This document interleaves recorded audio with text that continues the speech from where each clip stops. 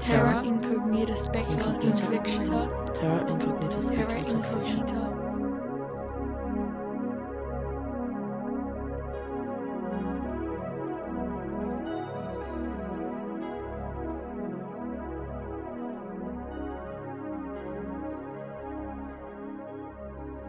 Welcome to this month's Terra Incognita Australian Speculative Fiction podcast. I'm your host, Keith Stevenson. Put simply, Terra Incognita is the best Australian speculative fiction read by the authors who created it, and please visit tisf.com.au for links to our featured author's website and publications. This month's author is Jason Nahrung, a Brisbane-based horror writer whose magical horror thriller, A Darkness Within, was published in Australia by Hachette. Jason's had a number of short stories published, many of which contain a strong sense of the Australian outback. His story for TISF, Smoking, Waiting for the Dawn, is no exception, and also questions whether that other great Australian attribute, mateship, can abide beyond the grave.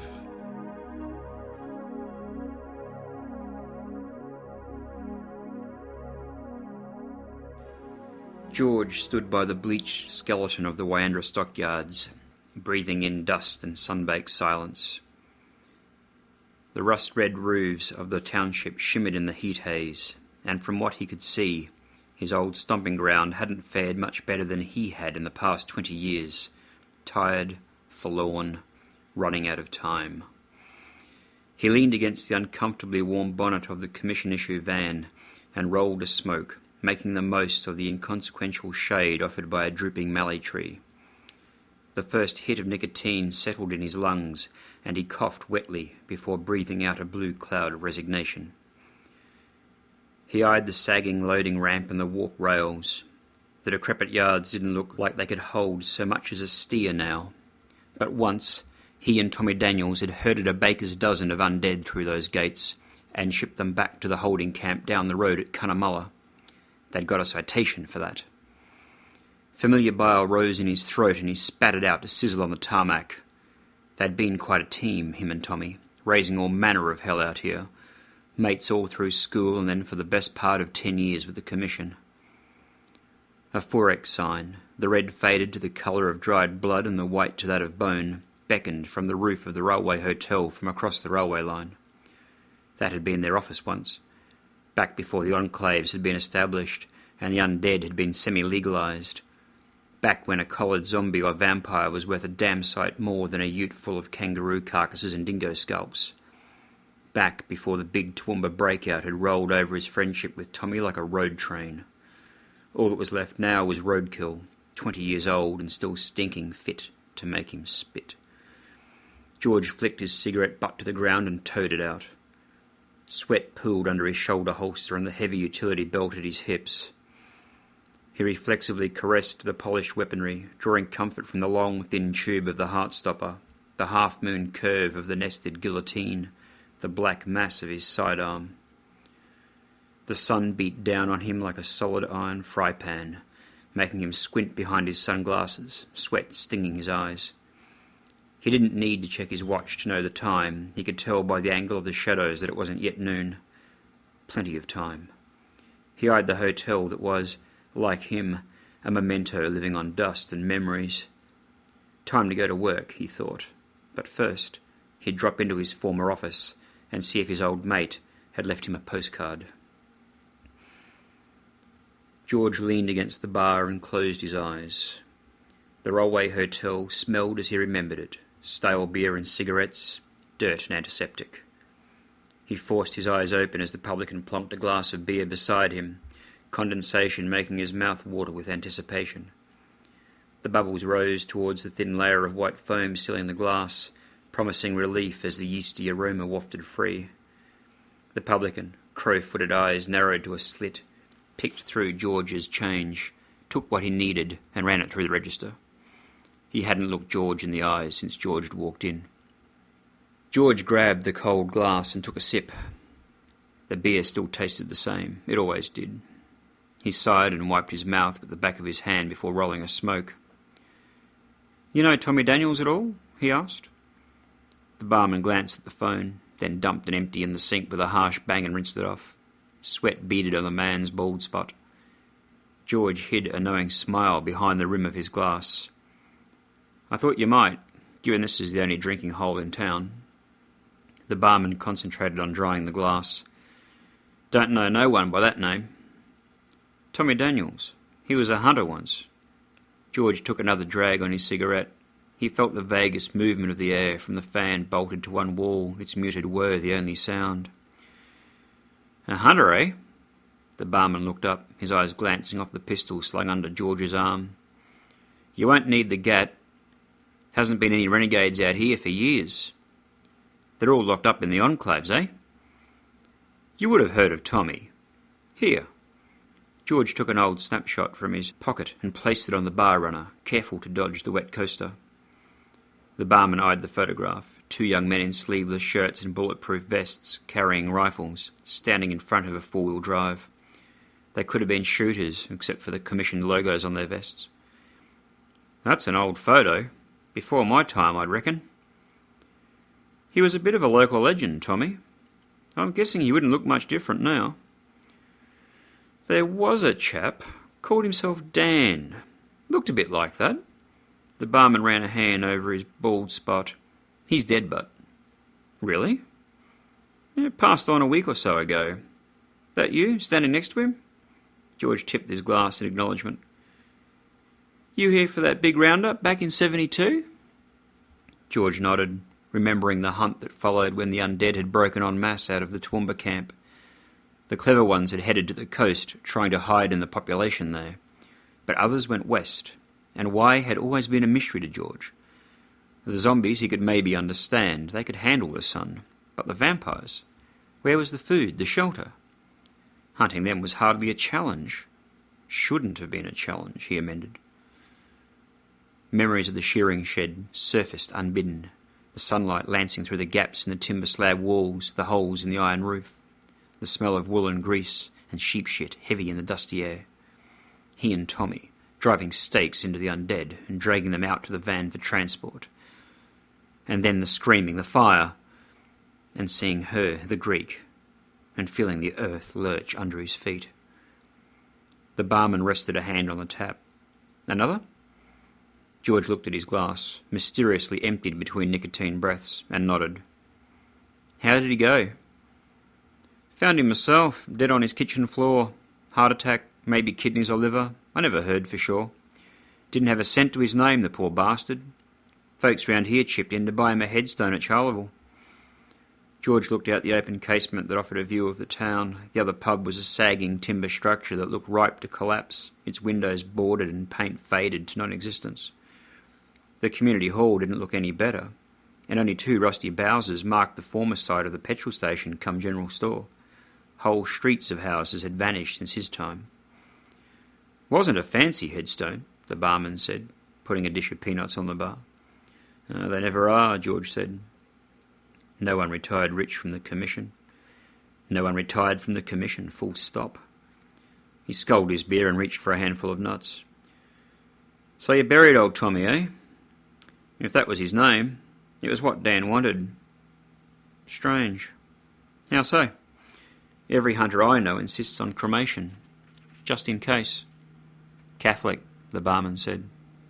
"They burn as good as anyone else." George tucked the snapshot away. "Shame I missed the funeral." It was only small. You didn't miss much." He took George's empty glass. "What brings you out now?" "Work." The man's eyes narrowed.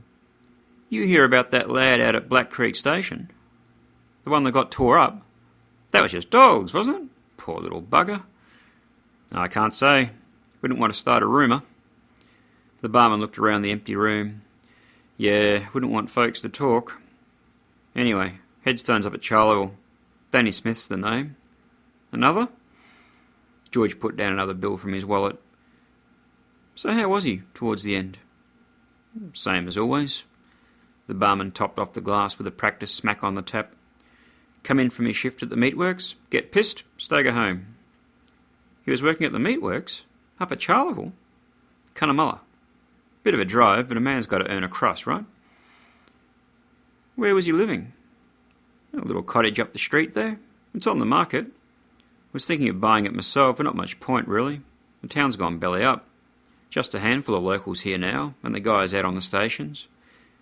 Between them and the occasional tourist and truckie, there's just enough trade to keep this place open. I reckon I know the one. I might go take a look at it, for old time's sake. Nothing much to see. Every cent he made he put across this bar.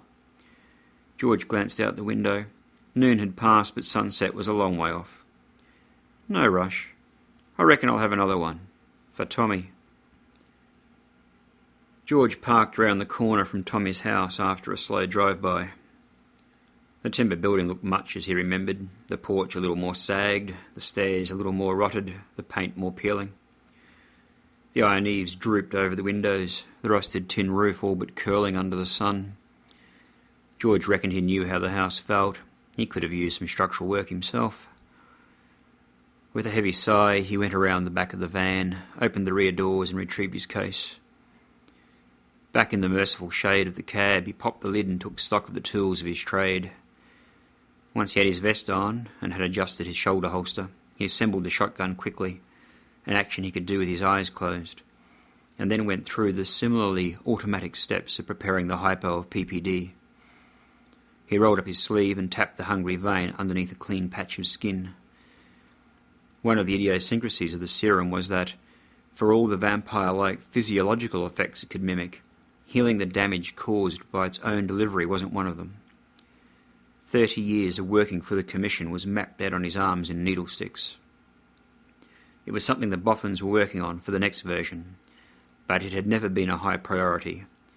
There was only one hunter who had reached 30 years of service, and he wasn't likely to make another 10, so the doctors told him. George shot the contents into his vein. The familiar rush swirled through him, pushing him back in his seat. The world grew very bright, very hot, as his senses peaked. His heart raced. He pushed his sleeve down and went through the ritual of rolling a cigarette as he waited for the spasms to subside and his breathing to ease. Roll the tobacco, lick and seal the paper, tamp the ends, light her up, breathe her in. So pungent to his nose, so acidic on his lungs, but soothing in its own way. He was ready to go. Dry brown grass and crumbly sand crunched like glass under his boots as he walked towards the house.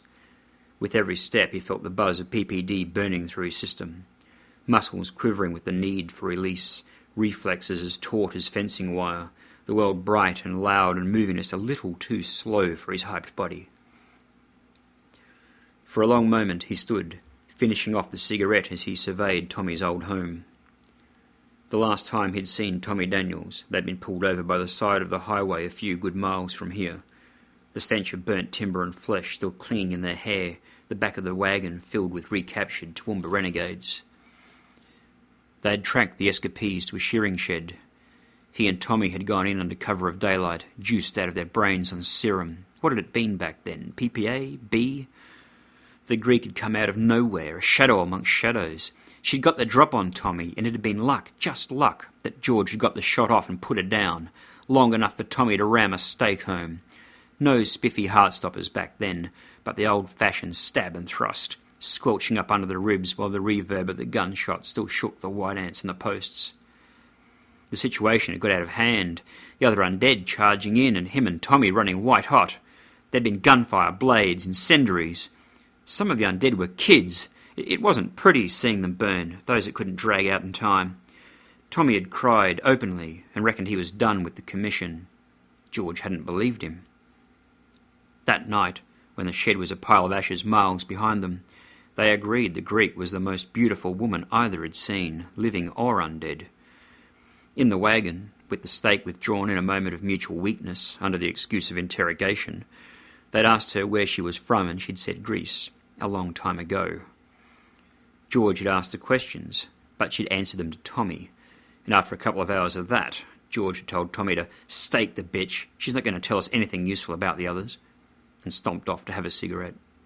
When he'd come back, the woman and Tommy had gone. He'd tracked them for a day, but realised pretty quick that Tommy was no hostage. George returned to Brisbane with the remainder of their capture, and never reported the run-in with the Greek, just said Tommy was MIA, lost in the fire. Had he made the right call? If he could go back, would he do it differently? George stomped out his cigarette and took a long, hard look at the house. Nothing moved behind the boarded windows. He checked his pistols one more time, 9mm automatics in the shoulder and hip holster, and a snub-nosed .38 on the ankle, and felt the reassuring weight of the shotgun, its mag filled with heavies. He'd been putting this off for 20 years. It was time. A crow cawed, lethargic in the heat, the cry rasping across George's enhanced hearing as he approached the house. The iron gate hung open in a fence long absent of wire, but habit made him walk through and up the cracked, uneven concrete of the path. George wrinkled his nose as he paused at the bottom of the steps. Whiffs of vampire reek carried on the air. The smell of a nest was distinctive, a bit like the roost of a city derelict, that pungent, throat-burning aroma of an unwashed body in near-permanent habitation. Not that vampires were dirty, it was more subtle, the scent of exhaled blood and meat, of decay on hold. George cranked around into the breach and picked his way up the dodgy stairs. They creaked, but held. He tested the door. It swung open with a rusty squeak that sounded like a hacksaw through metal to George's sensitive ears, making him grit his teeth. Shotgun cradled against his waist, he let the door tap against the wall. Sunlight scorched a path across the room. Motes of dust twinkled in the beam. The rest of the room was cloaked in shadow, the furniture merely enigmatic dark shapes, a television screen gleaming in the light. Threadbare carpet cushioned his footfalls as he stepped in, his senses scanning for the telltale signs.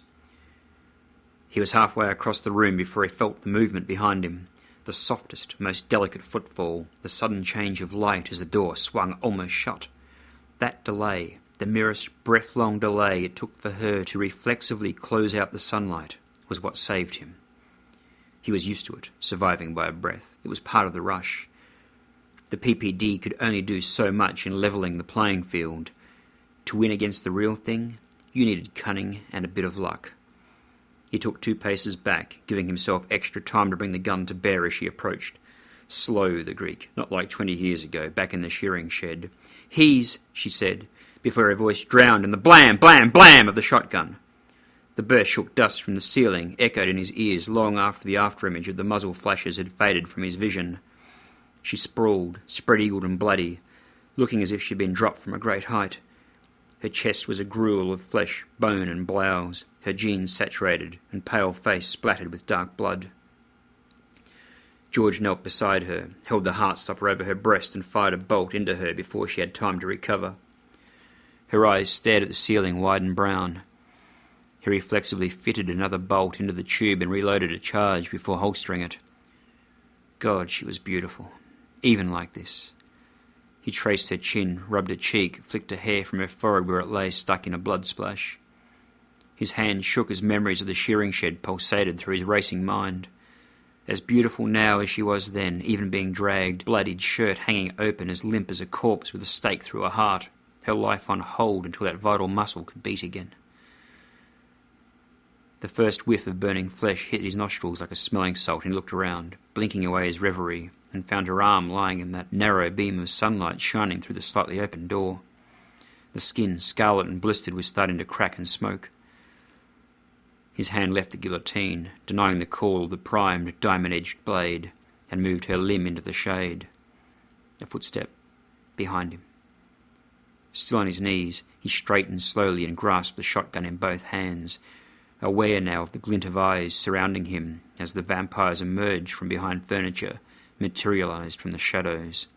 He could see 3, sensed more. Timber creaked. He turned, heart leaping, barrel swiveling, trigger finger tightening. He jerked the barrel up. "Fuck, Tommy, almost drilled you."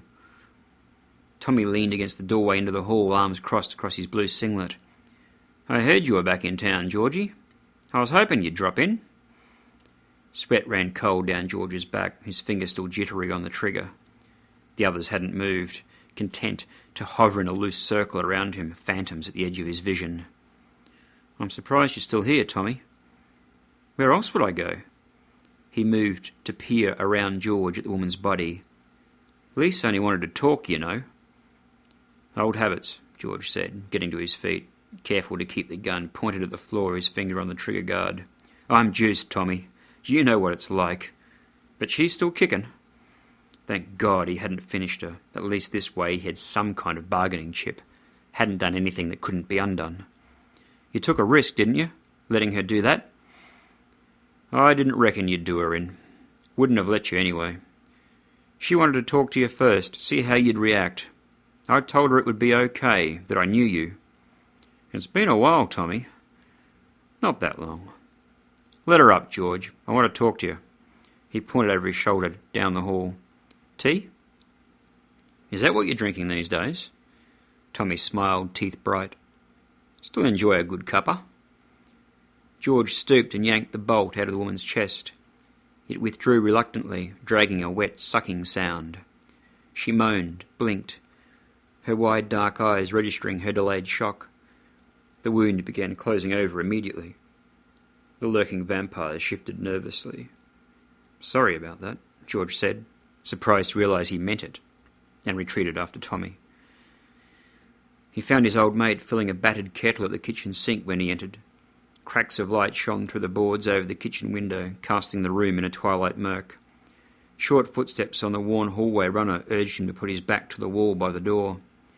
By the time Tommy had ignited the gas stove and put the kettle on the burner, 4 children were gathered around him, their eyes fixed on George. Tommy sat at the formica table, its red and white check pattern faded with age. The kids gathered around him, vaguely reminiscent of that painting of the Last Dinner of Christ, but a few bodies short. Tommy Daniels and the 4 apostles, plus however many were left in the front room with the Greek. "So what brings you out here after all this time?" Tommy asked. "Work, just work." "Nice of you to visit, then." "I'm amazed you're still hunting after all this time. I thought you would have retired by now, one way or the other."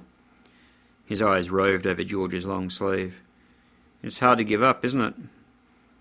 "Not for some, apparently." The PPD screamed at him for release, the flood of synthetic, vamp-based drugs trying to convince him he could make it. He only had to get into the sun. They couldn't touch him out there. The incendiary grenade on his belt could take care of the rest. "You remember the shearing shed, Georgie?" Tommy's voice was low and level but carried the cold menace of a knife blade on a steel. George gripped his shotgun tightly, squeezing his reply through a clenched jaw. "I remember." "And you're still hunting?" The 2 men locked stares. Both blinked when the kettle shrieked. The kids all seemed to vibrate on the spot, like guard dogs on the leash begging for release. George used every ounce of will to overcome the urge to spray them all with a long burst and run for the kitchen door and hope to God the PP would give him enough strength to burst through before the vampires tore him apart. Tommy breathed out, a long, sad sigh. "You just should have come for me, Georgie, way back when, instead of taking it out on all those poor sods over the years." He motioned to one of the kids, who turned off the stove. The kettle scream died away. "You still take it, Black?" "Yeah." Tommy got another kid, the tallest, to fetch 2 cups and saucers from a cupboard. Shaking, George propped the shotgun against the wall and rolled a cigarette. Had to work hard to get enough spit to seal the paper. He could feel the stares of the kids, vacant, hungry, inhuman. One twitch from Tommy and they'd be on him. "I never figured you for a family kind of guy. Not all yours, I take it." "Strays. Surprised me, too." "Must be the woman's touch," George said, lighting up. He coughed, blew smoke. The stench offended his artificially keen sense of smell, but he didn't care. For some reason, he wasn't dead yet. But if he was the condemned man, he'd bloody well enjoy his last cigarette. "I heard they buried you." "I heard that too." Tommy gave his trademark guffaw. "Come on, sit down. Like I told you, I want to talk." George sat. The kids bristled as the chair scraped on the lino floor. George felt their hostility fill the room like a looming storm. At eye level, their teeth seemed much brighter, much sharper. His hand found the butt of the pistol at his hip, for him, if not for them. His fingers clenched on the cool metal as the only girl, dark-skinned and flat-chested, plonked the teapot on the table, then stepped back beside Tommy's shoulder. Her gaze settled on George, steady and alien, and he became aware of new trickles of sweat running down his back.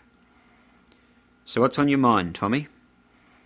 Tommy poured 2 cups, the scent of tea wafting over the stale layer of old blood and dust, the bite of nicotine and freshly struck match. You hear about that young fella out at Black Creek, aren't you? Like I said, just business. It was an accident. He's still dead, Tommy. We train the kids to live off the land, but they're just kids, Georgie. They make mistakes, just like the rest of us. But they don't always understand what they do, you know? That kid out at Black's Creek's still torn up where he didn't need to be. And you got to take someone back to show for it, haven't you? George nodded and sipped his tea. The Commission knows, Tommy. They recovered enough of the corpse to work it out. Not dogs, not weirs. Vamps. Yeah, I figured as much. Where do you reckon we could run to? George put his cup down and resettled his hand on his pistol. Nowhere's safe. Not without friendly bartenders to cover for you. What about the enclaves? They'd never shelter a renegade, not one with a blood warrant on its head. Oh, I'm out of touch. Been out of the game too long, not like you. Tell me this, though, Georgie. After 30 years, what have you got to show for it? Scars inside and out, blood under your nails. How long do you think you can keep going? How long till the juice wears out, or you do? And then what have you got? George tapped ash from his cigarette onto the saucer, then rubbed his eyes, his chin. He felt tired, so very tired. The PPD wearing off, no doubt, and perhaps the 30 years of hard, dangerous road catching up with him. Living on the edge and about to fall off. Sitting here with the last man he'd trusted, but not the last one who'd betrayed him. I don't know, Tommy. I don't know. So why did you wait so long to come looking for me? For us? Why didn't you lock with Sandra just now when you had the chance? I don't know that either, Tommy. He focused on the glow of his cigarette, so bright, burning down, almost out. I think you do. George ground out the butt on his saucer, making the china rattle. Fuck it, Tommy, you were my mate. I couldn't have hunted you, not even after you jumped ship and left me holding the can. You ever ask yourself what you would have done if she'd made you the same offer she made me? What offer was that? Eternal life? I only got her to bring me across a week ago, once I realised Black Creek was going to be a problem. Up till then, it was too important to have someone who could operate in the daytime. The job at the abattoir provided all the nourishment this lot needed, and kept me in beer money. Tommy ruffled the hair of the nearest kid, an Aboriginal boy with white teeth and curly black hair, rendered sexless by youth and a voluminous football jersey. You're looking good, though, for 50 going on a week. The love of a good woman will do that, Tommy said with a chuckle. Her love and her blood, anyway. Aging gracefully, I call it. So you've been with her the whole time, eh? Feeding off each other.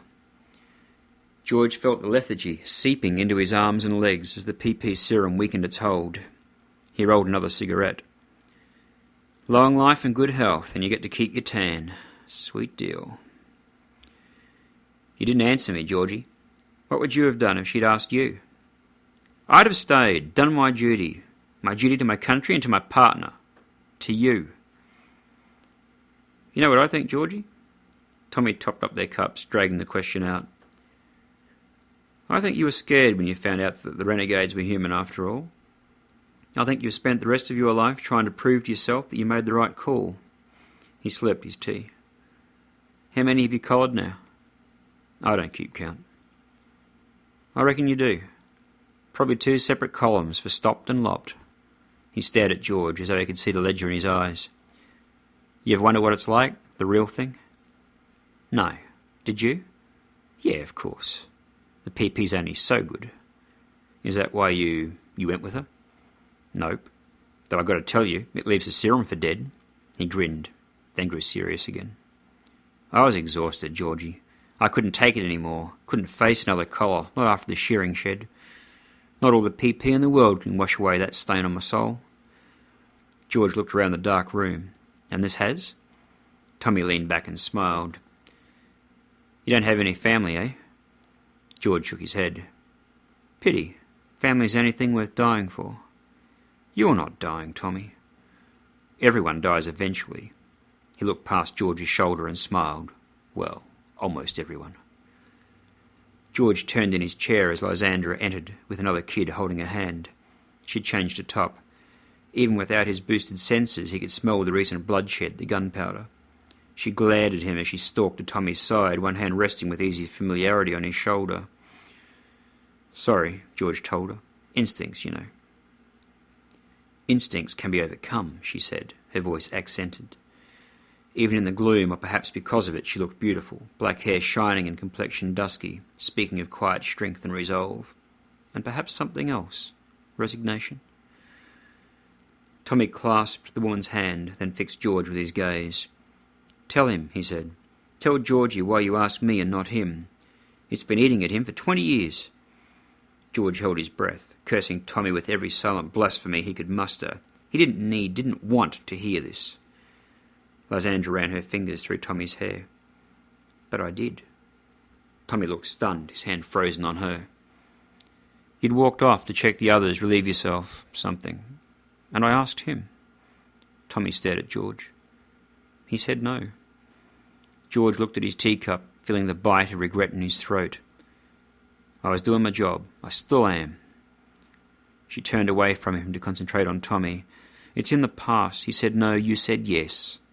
"We should forget this. We can still run. Take our chances on the road." Tommy took her hands, his voice quivering as he said, "There's nowhere to run to, love. Nowhere I can be sure you and the kids will be safe." He looked at George.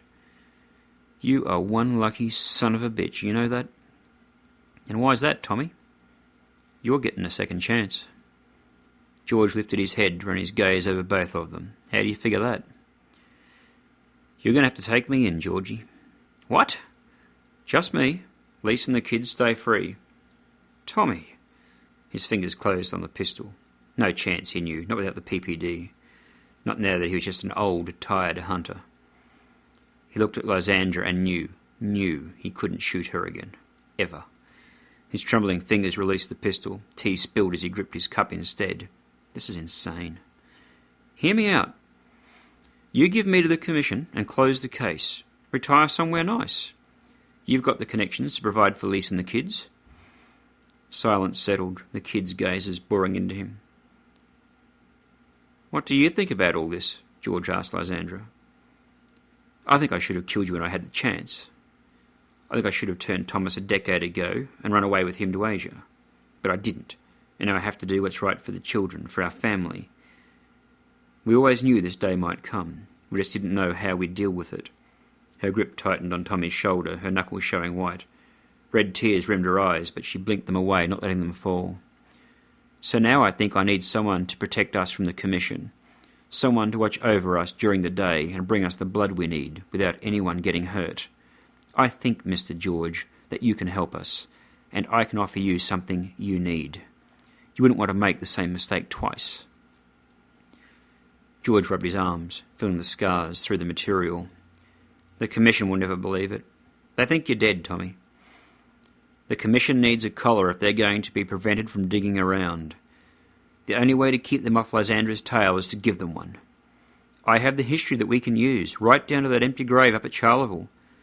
You can tell them you were wrong back in 72, that I must have escaped the fire and got infected, lived off livestock and backpackers till I got sloppy and killed that kid out at Black Creek. You're the investigating officer. Tell them whatever you need to keep my family safe. If I take you back, they'll make you talk. We'll all go down." He gestured to Lysandra and the kids. "You, me, them. I know that." Tommy squeezed Lysandra's hand again, flashed George a grim smile, fangs showing. "Taking me in alive, you know what I mean, isn't an option." George clasped his hands under the table, trying to stop the shaking. "Fuck, Tommy. I don't know. I just don't know if I can do this. A second chance, Georgie. A man with a cough like yours should be grateful for it." He flashed a sad smile. "Then think about it some more. We've got till morning." Tommy shepherded his family out of the kitchen, leaving George alone with his smokes and the teapot. The tea was cold when Tommy came back, cheeks wet with pinkish tears. "You made a decision, Georgie? You love them that much?" "You will too in time." Tommy smiled. "Don't feel bad. Second chances don't come cheap. We've both paid the price." George nodded, a single determined gesture. "Put the kettle on, eh?" They sat and drank tea and talked, just like two old mates who hadn't seen each other for years, rather than two old mates who'd never see each other again. When the sky started to get light, they went out and sat on the stairs and smoked, waiting for the dawn.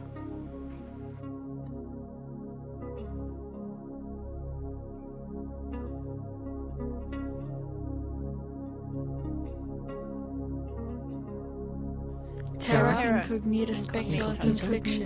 Terra incognita Terra speculative fiction. incognita. Reviews.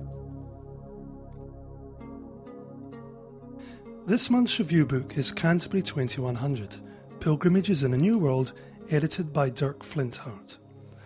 The rather appealing idea behind this, the last book from revered Australian independent imprint Agog Press, unless the publisher can be persuaded to change her mind, is to take Chaucer's Canterbury Tales as a template and project it into the future, where a group of pilgrims in 2100 are making their way to Canterbury through a landscape that has been scarred by plague, climate change and the general collapse of civilization early in the 21st century, and to have these pilgrims tell stories to each other, which create a kind of future history and become a window, a kaleidoscope looking into a world which doesn't yet exist, as Dirk says in his introduction. So in a sense, Canterbury 2100 could be viewed as a collaboration between the authors on a shared world filled with and informed by the future history of the next 91 years. It was a great idea, but in retrospect, looking at the book that resulted, the stories fairly groan and chafe against the framing narrative. They contradict each other in details about what happens in the world between now and 2100, and that's disappointing because it throws the reader out of the narrative and makes you feel that the book as a whole doesn't quite hang together. Looking at the individual stories, I have to say that in terms of quality, it is an uneven anthology. In one sense, the shared world leads to a sameness in the themes that are investigated, generally loss and striving for survival. There are some good stories, however. Lee Battersby's The Meta-Whore's Tale stands out as a very original story that looks at some old themes and prejudices in a refreshing way. Trent Jameson's The Lighterman's Tale is a sharp and poignant retelling of a familiar fairy story, or Mermaid's Tale, in his very entertaining and yet effective style. Angela Slatter's The Nun's Tale is a kind of Matrix meets Handmaid's Tale affair, with some very strong characterisation, and as you might expect, there is entertaining work from Geoffrey Maloney and Stephen Dedman. Other stories in the anthology, while well put together, unfortunately fail to dazzle in execution or concept, and some didn't seem to contain any speculative element at all, other than the fact that the year in which they were set was sometime in the future. While the idea for Canterbury 2100 was an engaging one, the book ultimately falls short in delivering a satisfying read. 2 stars. Canterbury 2100, Pilgrimages in a New World, edited by Dirk Flinthart, is available in Australia from Agog Press. You have been listening to Terra Incognita Australian Speculative Fiction Podcast. Visit tisf.com.au for links to the featured authors' websites and for details of their publications. Stories are copyright by the author. Book reviews are copyright Keith Stevenson, 2009. This podcast is licensed under a Creative Commons Attribution Non-Commercial Share-alike 2.5 Australian licence. See our website for details. Please tune in next month for another podcast of the best Australian speculative fiction read by the authors who created it.